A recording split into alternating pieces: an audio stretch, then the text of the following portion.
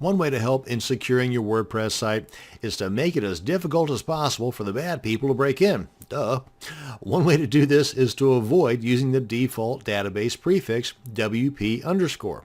Now, if you have not yet installed WordPress and you have access to the one-click install program called Softaculous, then you can make this change before you even install WordPress. You can also change the database prefix manually after you have WordPress installed.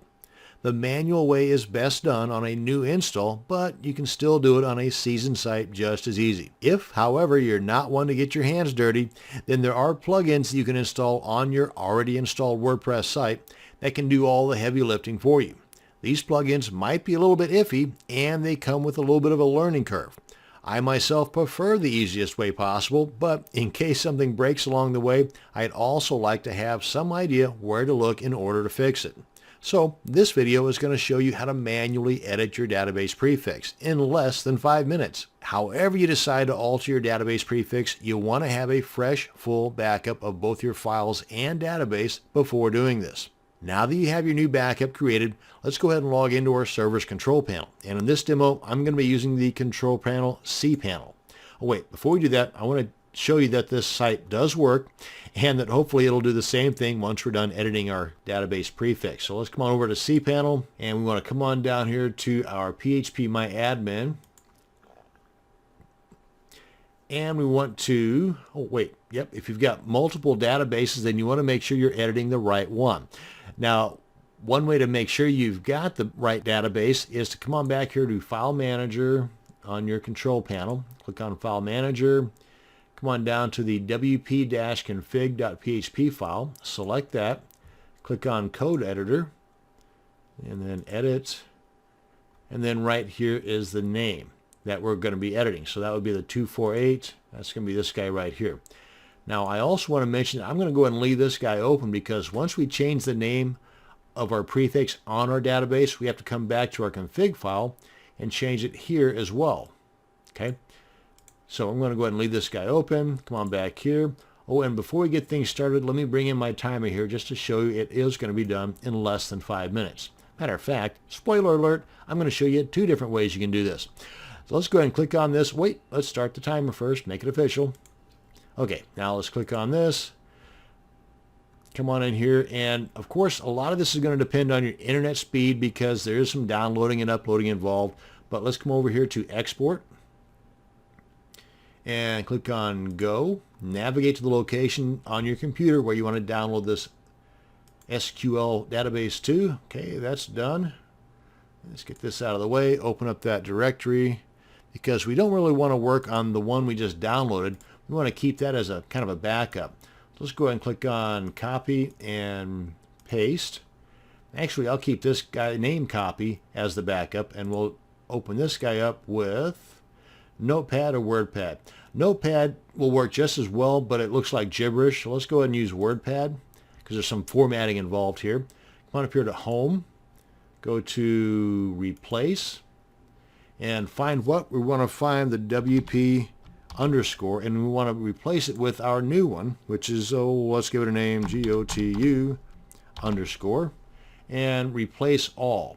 Now, if you've got a whole lot of funky plugins installed and activated and it's a real seasoned site, you may want to go ahead and replace one at a time because some plugins will use WP_ a couple of times in the path of that plugin, and you only want to change the first instance within that path, not all of them.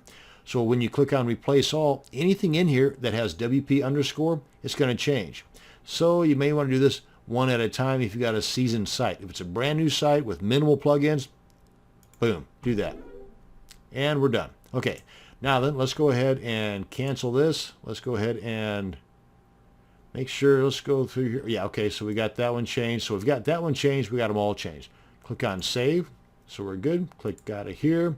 We know that guy is still okay and intact. So let's go ahead and upload this back into our database. Get this out of the way. Come on back up here.